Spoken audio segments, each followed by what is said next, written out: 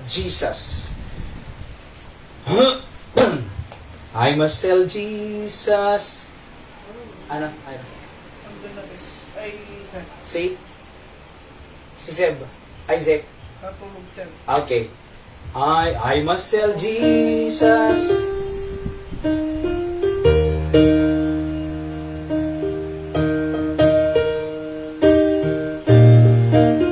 On the first stanza already sing. I must tell Jesus all of my trials.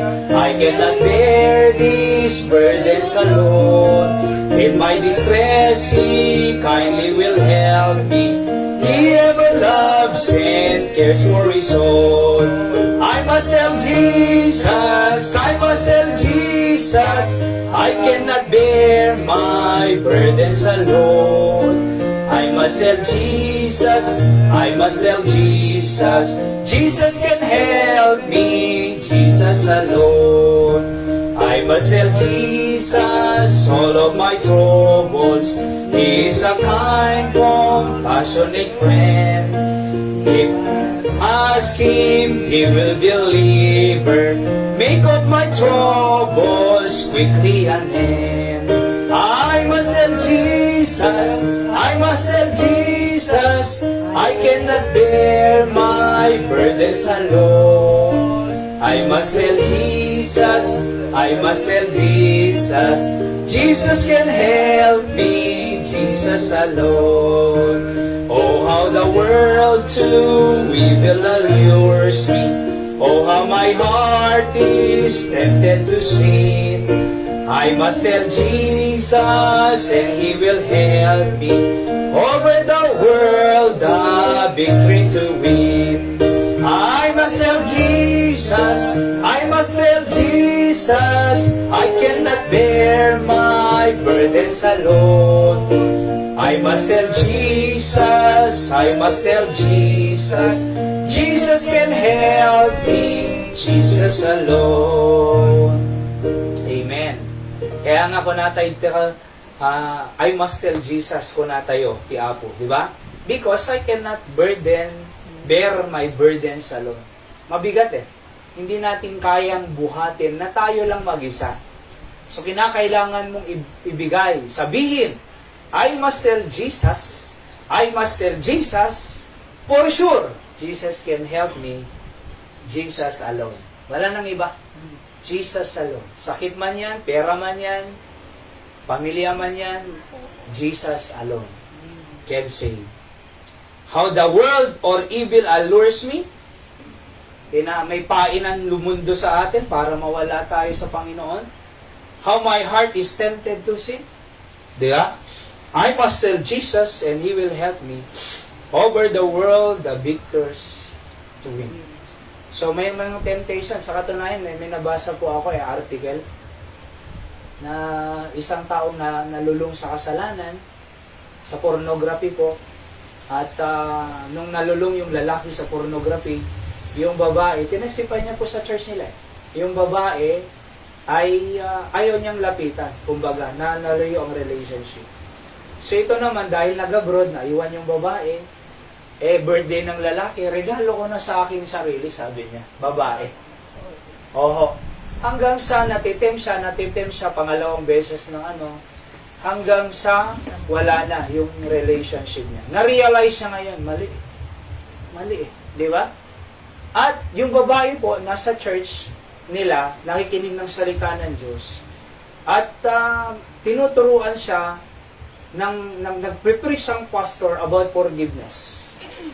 So yung pala, sabi nung lalaking nag-confess, gusto kong confess pero nahihiya ako. Pero kailangan kong aminin kasi nagawa ko. So, pero sabi niya mabuti ang Panginoon. Bakit? Kasi humingi na siya ng tawad sa Diyos, nag-confess na siya, pinatawad ng Diyos, inaayos niya na ulit yung relationship niya sa Panginoon. Bagamat, nakagawa ng kasalanan, nanonood ng pornography, at rinigaruhan niya yung sarili niya ng babae according sa istorya nila. Pero mali Panginoon, patawarin niyo ako. Naway matanggap pa ako ng asawa ko. Okay? So, tapos, Habang nasa church ang babae, nakakapakinig ng forgiveness, according sa story nila, nung mag-confess po yung lalaki sa asawa niya, masakit talaga. Masakit sa totoo lang. Pero sabi ng lalaki, hindi agad na ayos, pero prepare siya ng Diyos sa pamamagitan ng preaching ng forgiveness, kaya tinanggap niya palinaw. So naayos ang pamilya. Nasa church po sila ngayon, nagte-testify. Mabigat po yun di ba? Akalain mo yun? Adultery? Pornography, nalulung siya sa prostitution? Nabasa ko lang po sa isang article. Pero sabi niya, totoo ang Diyos, pag humihingi ka ng tawad, willing kang magbago, kayang baguhin ng Diyos kahit sa masamang pangyayari ng buhay. Alright? Kaya nga sabi dyan, Anton, ikaw man lang, Jay, na mahininitan maperde. Tugaw. How my heart is tempted to sin, I must tell Jesus, He will help me. Over the world, the victory to win. Okay, makakapakinig po muna tayo ng isang awitin bago po tayo mag-aral ng salita ng Diyos. Ay.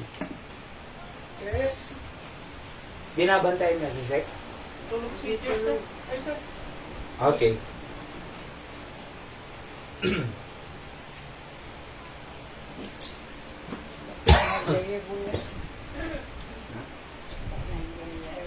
Awit.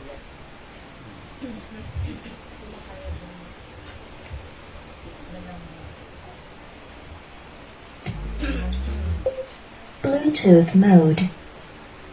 Bluetooth connected.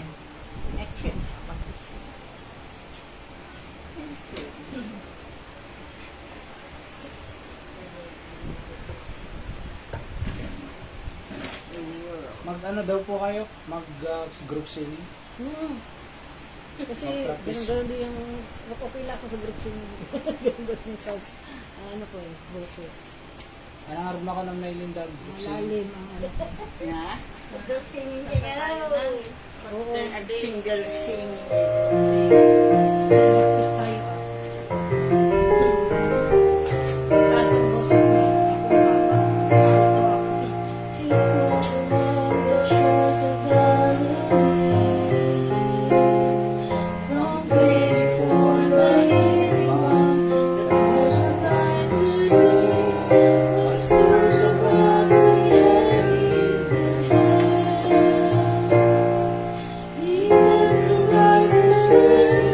This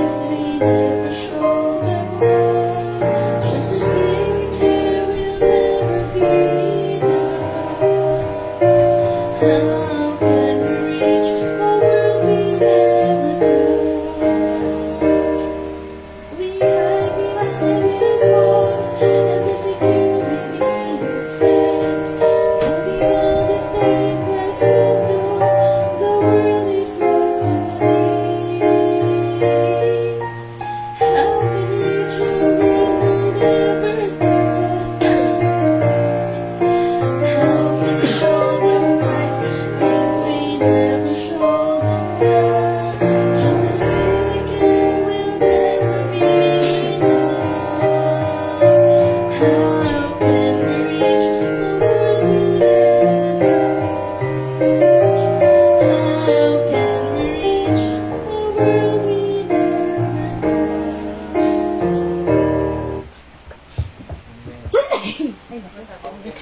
world, we never touch, di ba?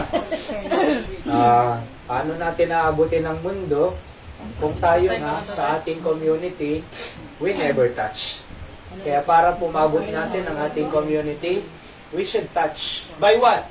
The gospel, mga kapatid. Yung pinag-aralan po natin kanilang umaga, United for the Gospel. Kaya kuha po kayo ng gospel tracts dyan. Bigay lang po natin para makakilala sila sa tunay na tagapagligtas. Hindi relihiyon, hindi po good works, ang papunta sa langit, kundi pananampalataya sa Kristong namatay sa cross ng Kalbaryo. Alright? So, let's go to our message now. I think, hopefully matapos po natin ngayon. Ito pong series of lesson natin on the Sunday afternoon about ministry and family relationship. Lalaktawan na po natin para doon na po tayo sa huli. Okay, so napag-aralan po natin, di ba? Ito po. Ministry will bless your family without sorrow in it. Okay? Proverbs 10:22, the blessing of the Lord, it maketh rich, and He addeth no sorrow with it. Let's pray, dakilang Diyos, pagpalain niyo po itong pag-aaralan namin ngayon, na meron kayong matutunan at patuloy na lumago sa inyo. Pagpalain niyo po ang lahat na nandito on-site or online, na patuloy silang matabot ang mga spiritual na needs nila, at kayo po ang mag-encourage, mag-comfort, at magpakita ng kalooban niyo sa kanilang buhay. Ito po ang aking dalangin sa pangalan po ni Jesus. Amen. So ministry will bless your family without sorrow. Alright, so ang diablo po, papainan po tayo niyan, ilalayo ka sa asawa mo kasi katatrabaho, pera, trabaho.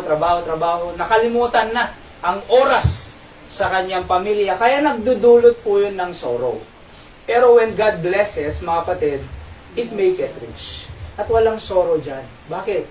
Kasi nandun kayo sa trentro ng kalooban ng Diyos. Proverbs 3:33, the curse of the Lord is in the house of the wicked, but He blesseth the habitation of the judge. Proverbs 15:6, in the house of the righteous is much treasure, but the revenues of the wicked is trouble. Tignan niyo po sa bahay ng isang matuwid na tao, maraming treasure Di ba?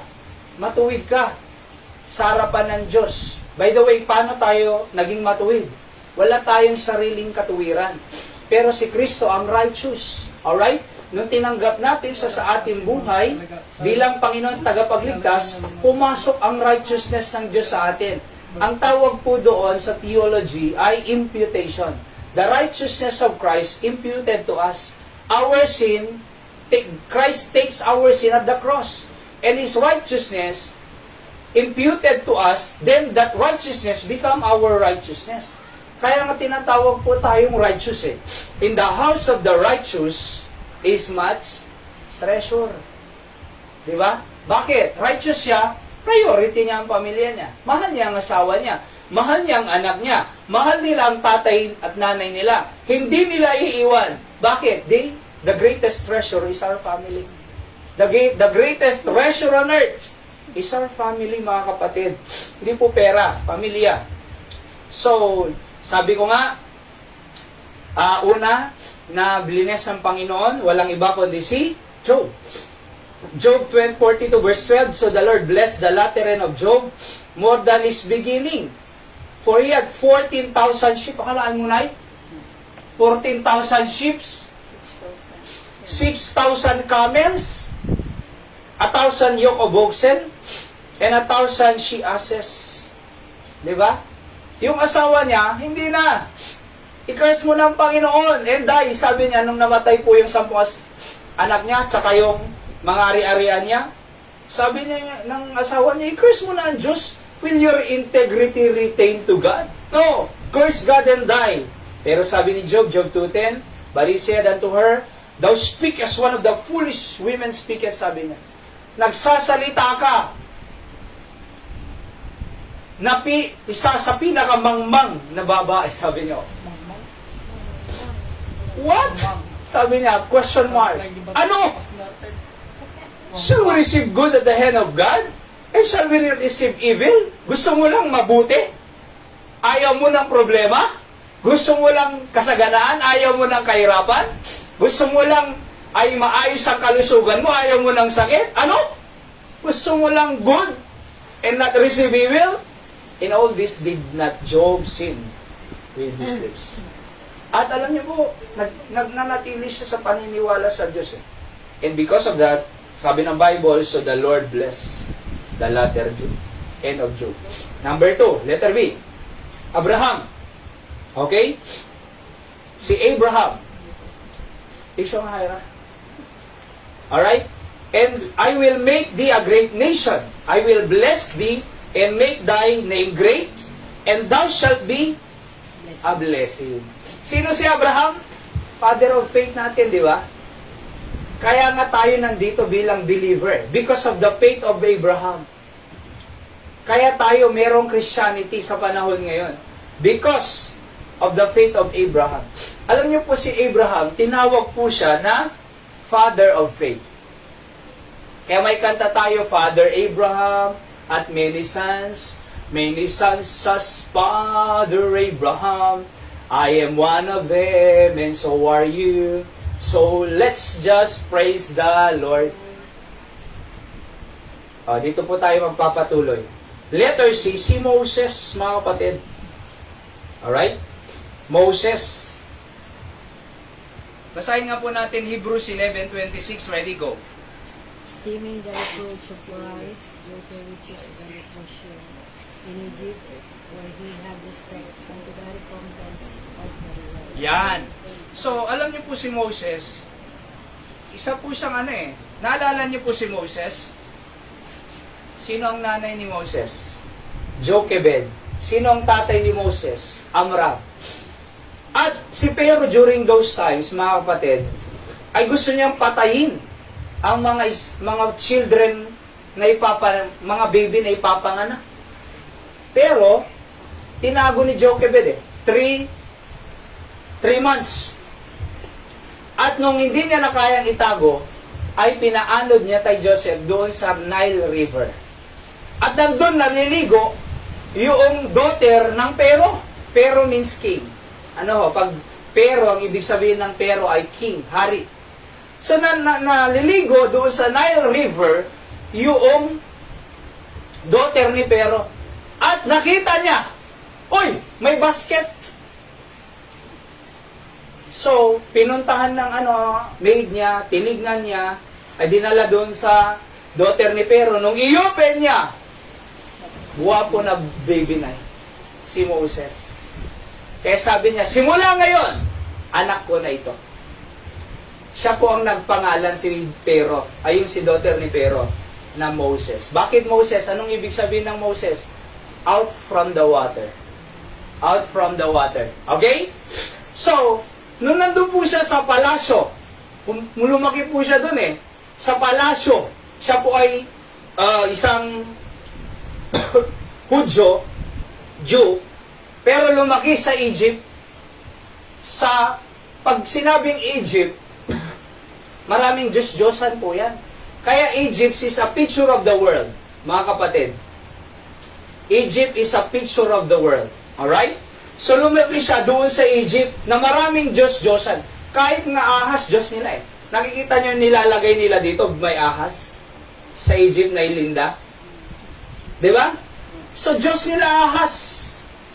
Oho. Dito sa Pilipinas yan, hindi Diyos ahas. Pulutan yan.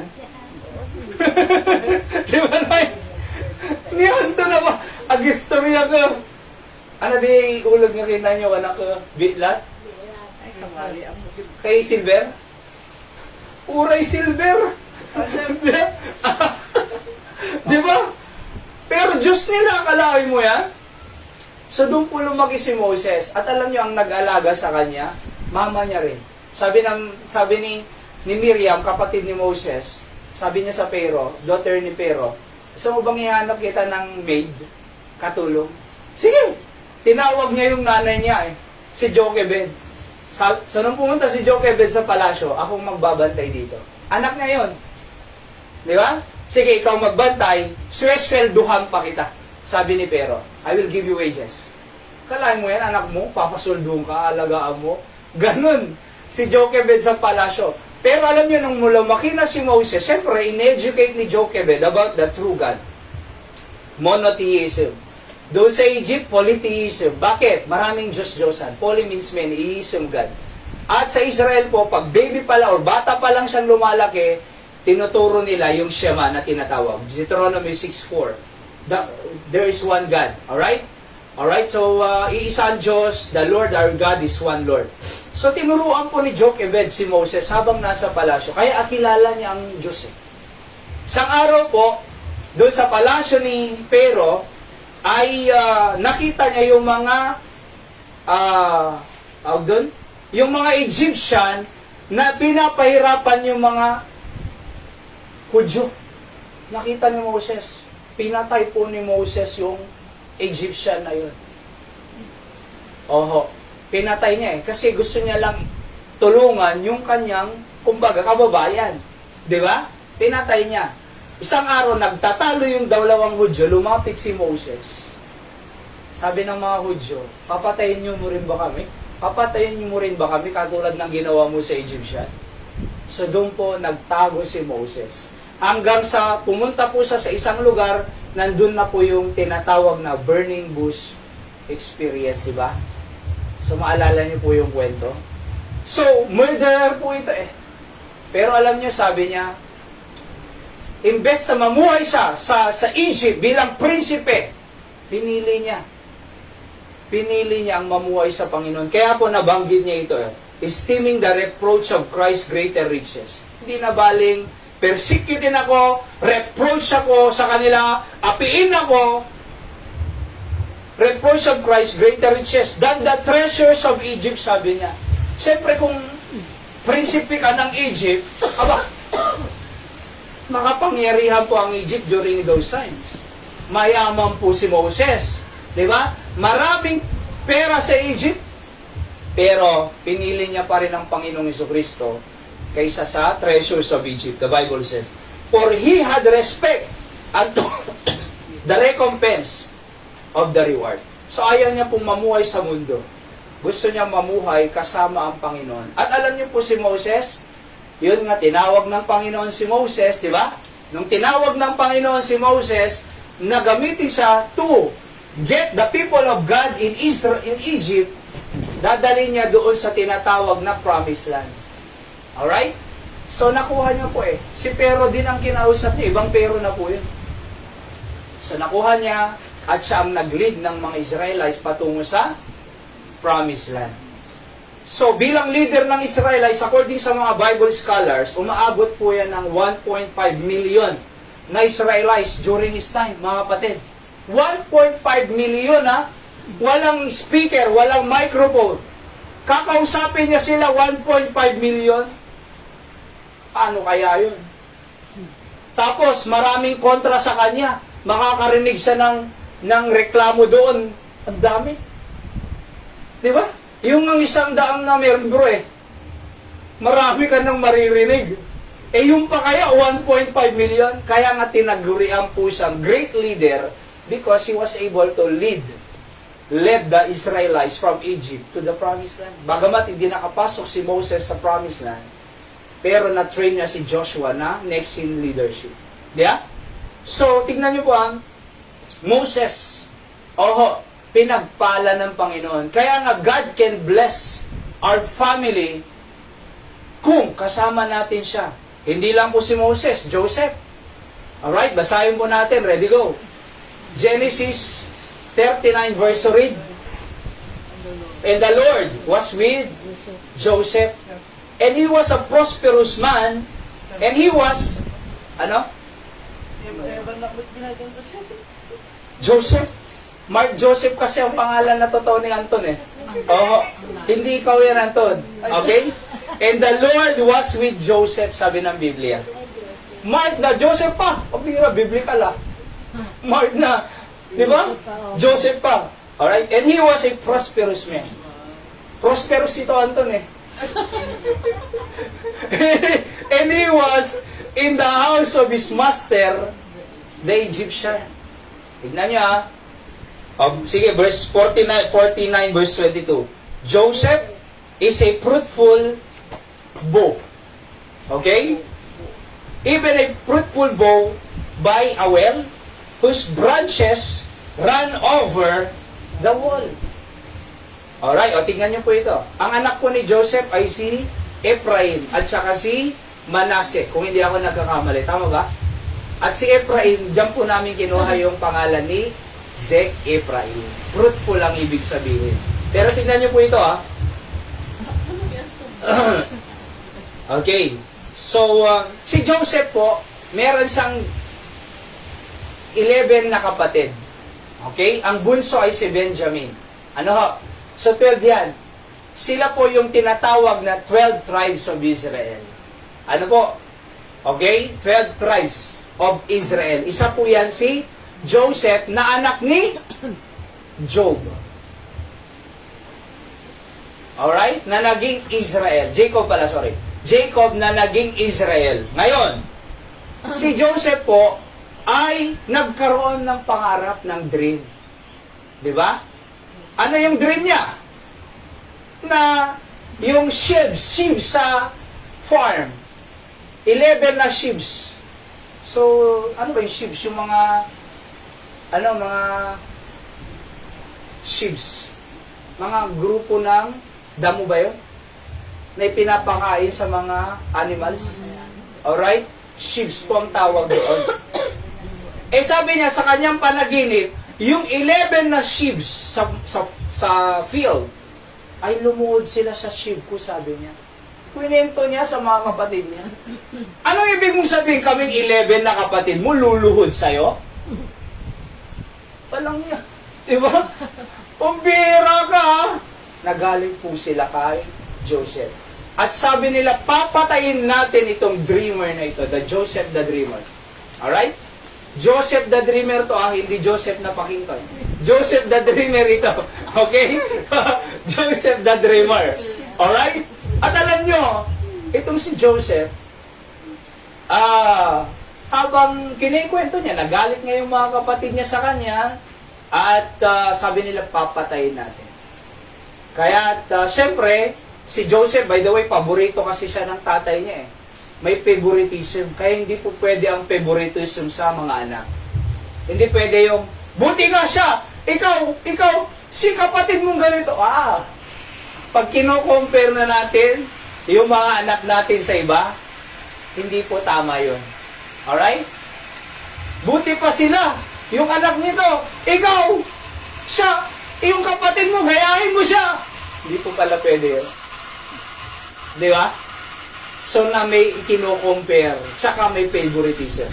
Si Israel po, favorite niya si Joseph eh.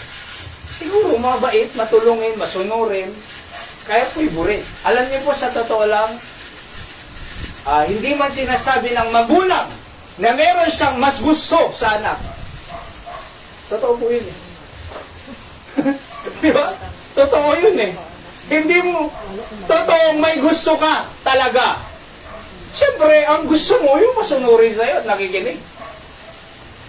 Yung pasaway, pagsasabihan ko, normal lang yun. Pero ito ang mali.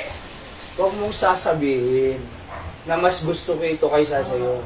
At huwag mong ikumpara siya sa ibang mga anak. Ang tawag dyan, favoritism po. At alam nyo nangyari, si Joseph po kasi, binibigyan ni Jacob ng Jacob, Israel po, binago ng Panginoon yung Jacob eh. Kasi yung Jacob po ay supplanter ba yun? Tama? At supplanter, loko-loko kumbaga. Jacob, binalitan niya ng Israel. Okay, Israel. O, kita niyo po dito eh. Tatan, gaputa, favorite na ni Joseph, binigyan po siya ng magandang damit. Oo. Yung magandang klaseng damit sa kanya. At nakita ng mga kapatid niya. Pambihira naman, oh. Binigyan siya ng maganda. Kami wala. Alam niyo, sa totoo lang po, normal. Nabibigyan mo ng pabor yung mas gusto mo. Pero tignan niyo po ito, ha. Maiinggit yung ibang kapatid. Kaya ang lesson, pag binigyan mo yung isa, bigyan mo rin. Maaring mas maganda sa kanya, ipaliwanag mo, anak, mas maganda sa kanya kasi sumusunod siya. Pero bibigyan ko pa rin kayo kasi anak ko pa rin kayo. Kung gusto mo ng ganun, anak, ay magpakabait ka rin. So, kaya nga, nagalit sila eh.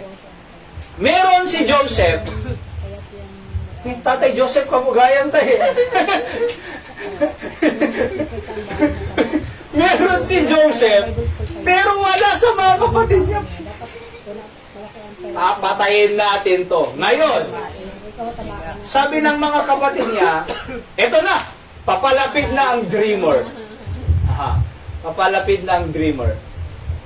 At, sabihin na lang natin sa tatay natin, kukunin natin yung damit niya, at kakatay tayo ng animal, kukunin yung dugo, wiwisikan natin, sabihin natin, tatay, namatay. Kinain ng wild animals si Joseph. Yun po ang plano nila eh. Eh, nandun si Ruben. Diba? Yung, kung hindi ako nagkakamali, panganay or second, si Ruben. Sabi ng isang kapatid nila, huwag papatayin. Diba? We cannot shed blood upon our brother. Ganito na lang, itapon na lang natin sa pit. Ano yung pit? Dito, Ilocano na. Dito. Well. Alright? Deep well. Na walang tubig, syempre. Oo. So, deep well. Alright? Dito, dito, ito. Tay Joseph, dito. Ayan, dito. Okay? So, dito, kaibigan ni B1. B1 dito. So, dito. At alam nyo, tinapon nila, imbes na patayin, tinapon nila si Joseph sa pit. Alright? Pero naawas, nung dumaan kasi na Egyptian merchants, para pakinabangan pa natin to, ibenta na natin. Sa madaling sabi, kinuha nila si Joseph, binenta. Binenta doon sa merchants, traders ng Egyptian. At, nung nabili, napunta po siya doon sa tinatawag na binili rin po sa Egypt ni pangalan na Naira? Potiphar. Alright? So, binili ni Potiphar. Kasi nung araw po, pwedeng bilhin ng tao eh. Ang tawag po sa kanila, slave. Uso po nung araw ang slavery. Meron po mga bansa pang ganyan ngayon. Pero nilalaban po nila sa human rights. Ano? So, binibili. Alright? So, si Potiphar ay second in command po siya ng Pero sa palasyo. Kaya dahil mataas ang katungkulan nitong si Potiphar, binigyan niya ng authority si Joseph na mamahala sa kanyang bahay. Alright? So alam po natin yung kwento, habang nasa bahay siya, gwapo si Joseph, naglilinis, nag-aayos. Yung asawa ni Potiphar, si Mrs. Potiphar, linandilandi niya si Joseph. Di ba? Sige, natabihan mo na ako dito. Sabi ni Joseph, I cannot do this. Sabi niya, yung asawa mo, yung amo ko, napakabuti niya sa akin. Hindi ko siya kayang pagtaksilan. Napakabuti niya sa akin. Hindi ko pwedeng gawin to. Tapos, the other day, talagang gusto niyang hanggang sa isang araw, hindi niya makuha si Joseph kasi may Joseph. Tingnan nyo, and the Lord was with Joseph. Kasi kasama niyan Joseph, may takot sa Diyos. Kahit wala yung amo niyang si Potiphar, hindi ko pwedeng gawin yan. Pag sa ibang lalaki yan, nag-take advantage na yan. Di ba? Oo. Pala'y lumapit sa mga. Wala namang nakakakita. Akalain mo yan? Pero dahil sa the Lord was with Joseph, hindi ko magagawa yan. May Diyos ako eh. Hindi mo kailangang makita pa ng may nakakakita para hindi gawin yun. Sabi niya, hindi ko kayang gawin yan. Sa madaling sabi, dahil hindi niya makuha si Joseph, kinuha niya yung damit ni Joseph. Di ba? Nung kinuha niya, at tumakbo si Joseph, naiwan yung damit niya, sinabi niya ngayon sa asawa niya, nung umuwi yung asawa niya, "Riname ako ni Joseph. Ito yung damit niya, iniwan niya." Kaya, nagalit si Potiphar. At si Potiphar, kinausap niya si Joseph, "Siyempre, hindi ko ginawa yan, amo, hindi ko magagawa yan sa'yo." Pero dahil yun ang sabi ng asawa niya, ay nakulong po si Joseph sa madaling sabi. At sa kulungan, na naginip po yung Baker and Butler, naalala niyo po. Di ba? Baker and Butler, na-interpret ni Joseph ayon sa dreams nila. Sabi niya, doon sa Baker ba yun, or Butler, sabi niya, pagka nanaginip yung hari, alalahanin mo ako. Di ba? Pero nakalimutan po ni Joseph. Hanggang sa naginip nga po yung hari, si Pero, ng 7 na baka na matataba, at yung may ketong siguro, ill-favored, sabi ng Biblia eh. May sakit na baka rin.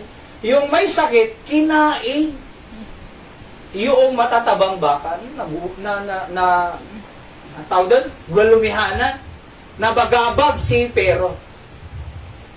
So yung mga tao, yung mga magician niya, yung mga interpreters ng dreams, tinawag niya lahat. Sige, sabi ng mga interpreter ng dreams, "Malare, sabihin mo kung ano yung dream mo." "Lolokohin nyo lang ako eh," sabi niya. "Pag sinabi ko, ganito na naman, kilala ko na kayo. Sige, sabihin nyo kahit hindi ko kwento." Wala. Pero naalala nila si Joseph. Meron pong nasa preso, nakapag-inter ng dream ko, yung Baker and Butler, di ba? Tunay nga yung in-interpret niya, namatay yung isa, hinang nyo, pero ako ni-restore nyo. Yung Butler ay ayan. So, yung hinang nyo, okay? So, kaya nandito ako, tawagin natin. So, tinawag mo si Joseph, "Mahal na hari, ito ang dreams mo." Na-interpret niya eh. Yung 7, ill-favored, 7 years na famine niya. Pero yung 7 calf na matataba, 7 years na plenty pa yan. Kaya ganito ang gawin natin, mahal na hari. 7 years, magtanim tayo ng corn, pangangailangan natin, para pag pumasok tayo sa 7 years of famine, marami tayong corn. Di ba? Sa madaling sabi po, ganun na ang nangyari. Kaya ginawa, sabi na ni Pero kay Joseph, simula ngayon, yung ring niya, kinuha niya, nilagay niya sa kamay ni Joseph, sa daliri niya, makinig tayo sa kanya. Siya na ang naging second in command. Governor, sabi ng Biblia, sa buong Egypt. At alam niyo po, doon nga po nangyari na dahil kay Joseph, nung wala nang makain yung Israel, sabi ni Jacob sa kanila, may corn sa Egypt eh. Kumuha kayo doon para hindi tayo mamatay. Pumunta yung 11, nakilala ni Joseph, pero yung 11, hindi siya nakilala. Di ba?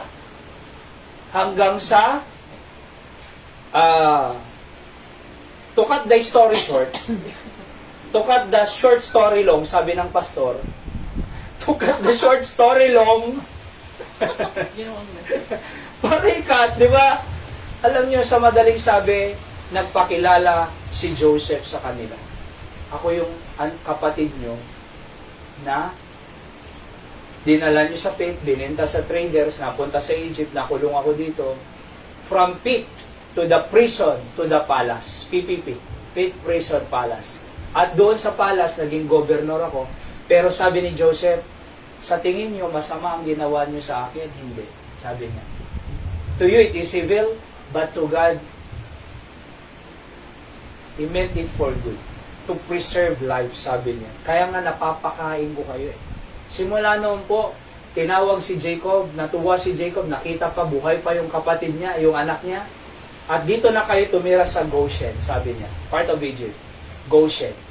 Alright? Diyan na kayo tumira hanggang sa peaceful na matay si Jacob. Pero si Joseph, siya naging dahilan kung bakit na-preserve. Alam niyo po, yumaman si Pero eh.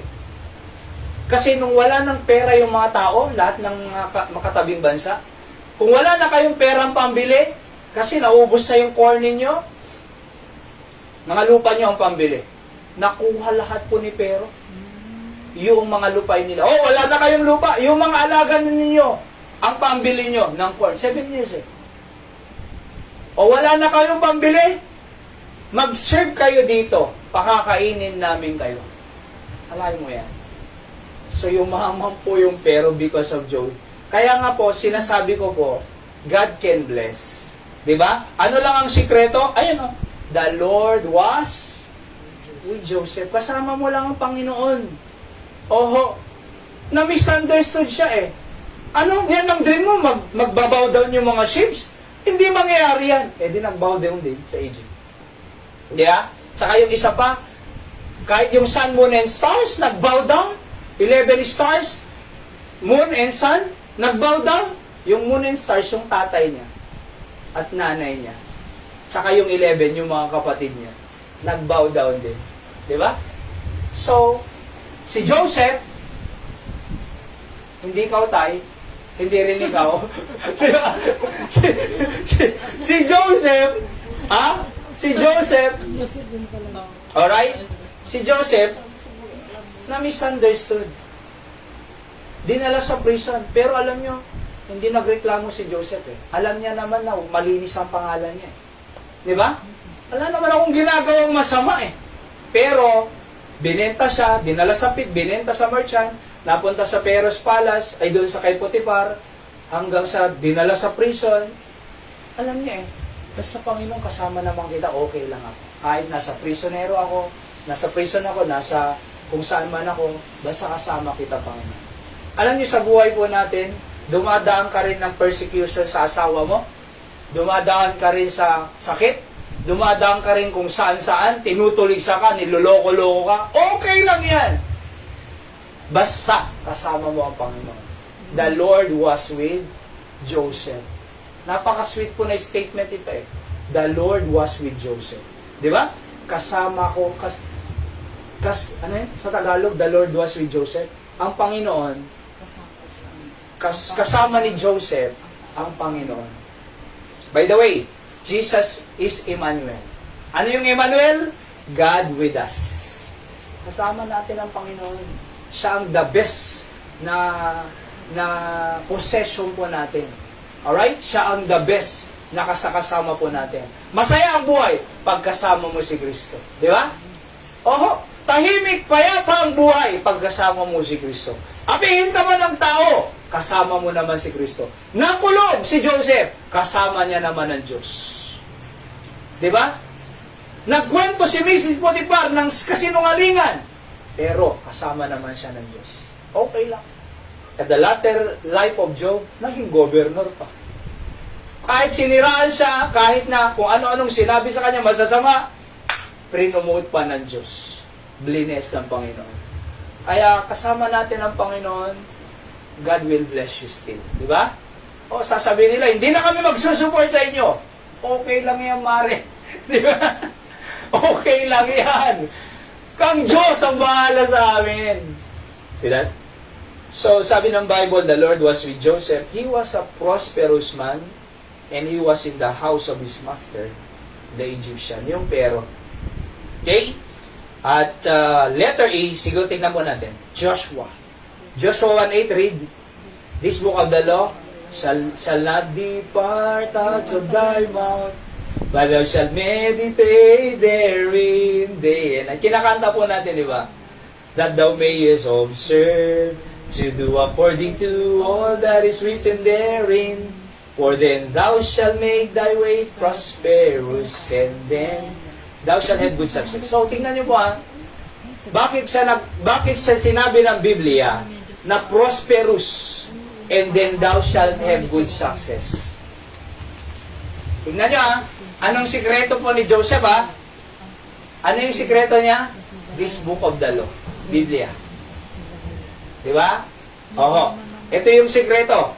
The Bible, this book of the law, shall not depart out of your mouth. Ano ba yung depart? Huwag aalis sa kanyang bibig. Kundi ano? But thou shalt meditate therein day and night. Ano ba yung meditate? Iisip-isipin mo. Iisip-isipin mo. Kailan? Day and night. Yan ang maliwanag, oh. Para ano?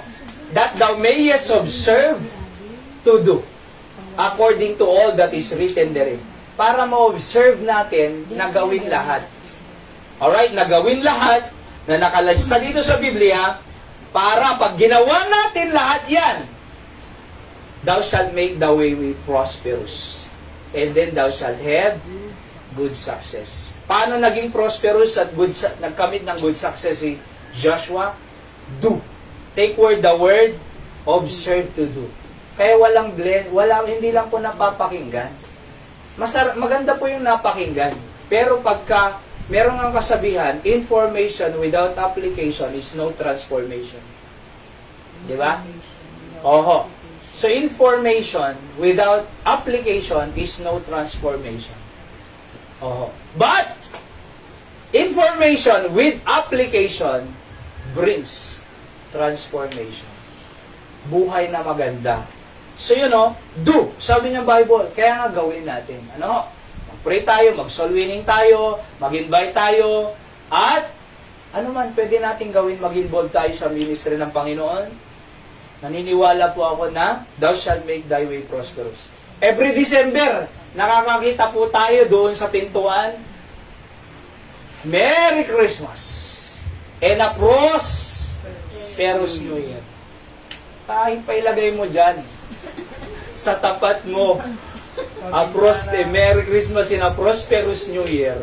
Kung walang salita ng Diyos, mga kapatid, away-away pa rin yan. Bangayan pa rin yan. Wala pa rin katahimikan yan. Bakit? Ang tunay na prosperity, ang Diyos ang nagbibigay. Ito, this book of the law, di ba? Shall not depart out of thy mouth, but thou shalt meditate therein day and night, that thou mayest observe to do according to all that is written therein. For then thou shalt make thy way prosperous, and then thou shalt have good success. Good success pa. Iba lang, hindi lang po success. Totoo po yan. Nag-graduate ka, success yan. Di ba? May master's degree? Yes, success. Doctor's degree? Yes, success. Nasa managerial position ka? Nasa CEO ka? Yes, success. Nasa gobyerno ka? Yes, success. Pero hindi good success. Kasi ang good success, pag sinusundan natin ang salita ng Diyos. Ang good success, yung tiyak mo sa langit. Meron ka nga lahat. Power, pera, lahat. Impyerno ka naman pupunta. Walang kwenta. Diba? Pero ang good success, yung ligtas ang pamilya mo. Yung good success, yung tiyak ka sa langit. Yung good success ay yung masunurin ng mga anak sa magulang. Yung good success, till death do us part sa asawa. Marami ang pera, hiwalay naman. Ang good success, till death do us part. Iba yung world description of success kaysa biblical description of success. Di ba? Kung nakapagpatawad ka, good success. Di ba? Kung may galit ka, hindi good success. Success sa labas, pero hindi good success. Pero kung nakapagpatawad ka, good success. Di ba? Pag mahal mo ang pamilya mo, good success. Oho. Pag nag-church tayo, good success. Oho. Kasi hindi sayang to Sunday afternoon, hindi sayang to. Iba ang mensahe ngayon kaysa kaninang umaga. See? Good success lahat yan. So, si Joshua po ay pinagpala ng Diyos kasi ginawa niya ang salita ng Diyos. Di ba? So, ano po yung the ministry, tandaan niyo po. Kasi ang lesson natin, family and ministry relationship, di ba? So, the ministry will bless your family without sorrow. Alright? So, letter F. Tingnan po natin, siguro last muna ito. Ilan pa ba? F, G, A, H, I. Meron pa pala So, sige. Dito muna po tayo matatapos. Letter F, David. Psalm 1 and 2, read. But his delight is in the law of the Lord, the Bible again. And in his law, meditate day and night. Pagbabasahin niyo pa po yan sa verse 3, he is like a tree planted by the rivers of water. Tingnan niyo po yung puno na naka-plant sa rivers of water. Alright? Puno na naka-plant sa rivers of water. Anong ginagawa ng puno doon? Buhay na buhay, hindi. Bakit? Bakit buhay na buhay yung puno? Nasa tubig. Dahil sa tubig. Kahit dumaan po ang bagyo dyan, na bagyong Inday, nakatayo pa rin yan. Diba? Hindi na si-shake ng bagyo. Bakit? Kasi matibay. Alam niyo po ba yung mga rivers or mga kali ko natin, titay mo lang? Dete kali? Oo. Kita niyo jayame, kali tay. Ado iti planted nga, nakaplant nga kay kaya dyan. Kamu na'y ure ag bagyo, hanga ag, tawag dito, hanga ag kurukur jay dagatay. Ape nga di ag kurukur jay daga, adati, ramut, ti kayo, ijay daga. Ngamamuyo, ada na buya ki ditoy, party loko surtay, alright, asidag ti river. So, tuloy-tuloy ang ulan, kinakain niya yung lupa. Siyempre na, di ba? Kinakain niya yung lupa. Hanggang sa natumbok niya yung bahay, tinangay ng river yung buong bahay, na maganda pa, modern house. Tinangay. Bakit tinangay? Kasi, walang puno eh. Di ba? Pero kung kahit ganyan lang kaigsi ang kanal or kale, pero may mga puno dyan, hindi masishake yan. Kaya alam niyo po, ganun po ang buhay natin. Si David, his delight is in the law of the Lord. Kilala natin si David na a man after God's own heart. So bakit? Nagkasala si David. Dalawa, murder at adultery. Mabigat po yun, murder at adultery. Pero sabi ni David, create in me a clean heart, O God, and renew a right spirit within me. Cast me not away thy presence, O Lord. Take not thy Holy Spirit from me. Psalm 51 verses 10 to 13. Tingnan niyo po ito Lumapit pa rin siya sa Panginoon. His delight is in the law of the Lord. Kaya nga, the latter end life of Job or David, pinagpala. Ginamit ng Diyos as king. Di ba? Hanggang sa sumunod sa kanya si King Solomon bilang hari ng Israel. So, a man after God's own heart. Bakit? His delight is in the law of the Lord. Dapat ang ating pong kasiyahan, pag sinabing delight, joy. Kasiyahan natin ay yung salita ng Diyos. Ito po ang kasiyahan dapat nating Kristyano. Hindi nagsimba, okay lang? Hindi po Hindi ako nakapagsimba ngayon, okay lang ang buhay. Hindi okay yan. Alright, sabi ko nga, wala pang nag-backslide na nagsabing bumuti ang buhay niya nung lumayo siya sa Diyos. Wala. Lahat ng naringgang kong nag-backslide sa ministry ay naging masama ang buhay ko simula nung lumayo ako sa Diyos. So hindi tayo okay pag hindi tayo lumayo tayo sa kalooban ng Diyos. Hindi tayo okay pag hindi nagsisimba. Hindi po okay pag hindi nag-soul winning. Hindi po okay pag tayo po ay nakikipag-away. Hindi ka po okay pag may galit ka.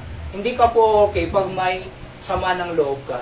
Hindi ka po okay kahit paniwalain mo na ang lahat, okay lang ako, sa loob mo, hindi ka okay. Pag nag-iisa ka, nararatel ka. Kung ano-anong iniisip mong masasama. Hindi tayo okay. Pero dapat, His delight is in the law of the Lord. Panginoon, gusto mo ako magpatawad? Okay! At tatawarin ko na siya. Diba? Pag nagsimba, hindi na ako aalis, Panginoon. Diba? Mag-worship pa rin ako sa'yo. Yan. Delight yun.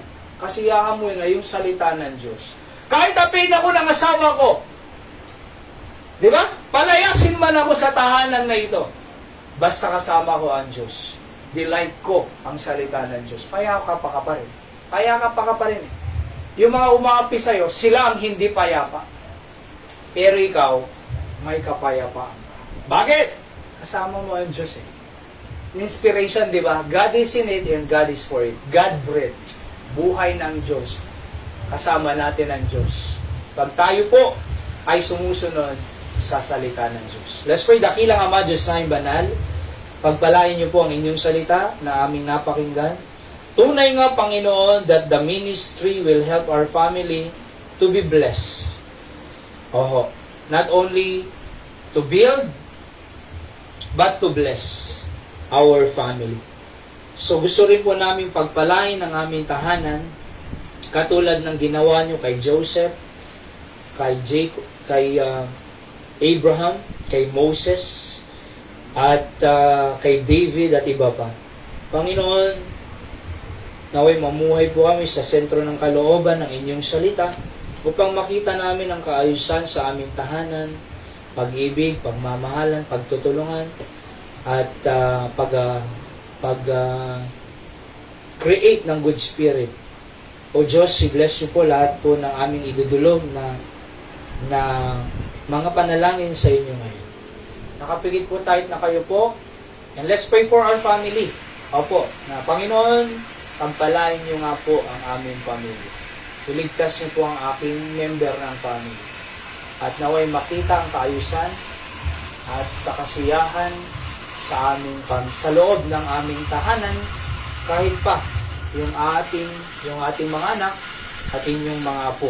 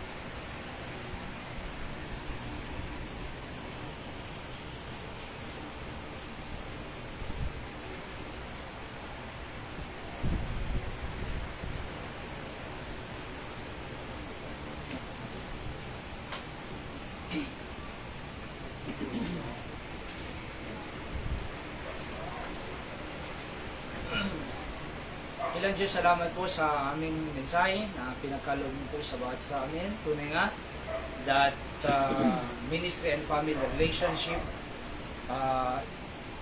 ay nagtutulungan para po makapagtayo kami ng godly hope. Tunay nga, Panginoon, na gusto niyo po kami pagpalain because in your mind, you want to bless us. The Lord is mindful of us. He will bless us according to Psalm 115 verse 12. Diyos, pagpalain niyo po lahat ng idinulog ng inyong anak, panalangin para sa kanilang pamilya, higit sa lahat maligtas ang bawat membro ng aming tahanan. Kailan po nakakalam kung sino ang tunay na ligtas, at yung mga hindi ligtas na way, ma-realize nila ang tunay na pagtanggap sa aming Panginoon bilang tagapagligtas. At muli, Diyos, i-bless niyo po ang pamilya namin sa week na naman na ito, at keep us safe and sound sa lahat ng aming gagawin this week. At provide all our needs, O God, and please protect us as well from dangers, disgrasya, kindadungang kaya po nga banta ti Diablo. Layunin po kami sa anumang temptation din. At ay balik niyo po kami sa Webes muli upang manambahan sa inyo for our prayer meeting at marami po kaming concern for our ministry, our family, and even our country. O Diyos, tulungan niyo ang aming mga leaders sa Kongreso at Senado sa kanilang mga ginagawa, even sa Malacanang at sa iba-iba pa, Panginoon, upang sa ganun makakita po kami ng pagkilos ninyo upang ma-revive ang aming bansa, especially maligtas sa mga tao, Panginoon. Help our leaders to be able to serve our people, our countrymen. Hindi lang po mag-corrupt, kundi they will understand their mandate, being elected person to serve the people. O Diyos, kayo pong manguna because we believe in your word that you are in control of every hearts of the leaders. And kayo po ang patuloy na mag-ingat sa aming pag-uwi. Ingatan niyo po at makarating na maayos sa kanya-kanyang tahanan. Ito po ang aking dalangin. Pasalamat sa pangalan po ng aming Panginoong Jesus. Amen. God bless po. At pag-pray po natin tuloy-tuloy ang ating anniversary sa October 7 or 14. Kayo may ito? Second year anniversary Minton United. And let's pray for our good health, of course. To the Nanay Dora, ti panagbiyahe da, coming to the Philippines from US. At ipag-pray natin lahat ng concerns sila. At good health din ni Tatay Jojo at si Cristo. Nanay Perlax, Guillermos, at ang ating Mother Church sa Barani. Ma'am Rose, Ma'am Mildred, Ma'am Esther. Okay? So ang Diyos pong magpala sa atin at magpalalingan lang po tayo ho. Araw-araw kahit nasaan tayong lugar. And manood dalhin po kayo ng aking Bible Knowledge of the Day sa umaga. Daily Words of Encouragement sa hapon. Doon sa Facebook page, Candon Bible Baptist Mission. At pag na-miss nyo, andun po sa YouTube. Ano po? Meron na po akong 800 plus na videos sa YouTube. Sa YouTube. Pero nakapollow man ako, Pastor. Pipindutin mo lang, di ba yung Sa candle? Facebook kasi after 30 days, Ano, wala? nabubura po eh. Oh. Sa YouTube hindi po. Nandun po lahat, more than 800 messages na ibinigay ng Panginoon. Alright? So, God bless you po. Ang Panginoon magbala sa ating lahat. Kung may mga andun po tayo, ang Panginoon po ang mag-ingat sa atin. Amen.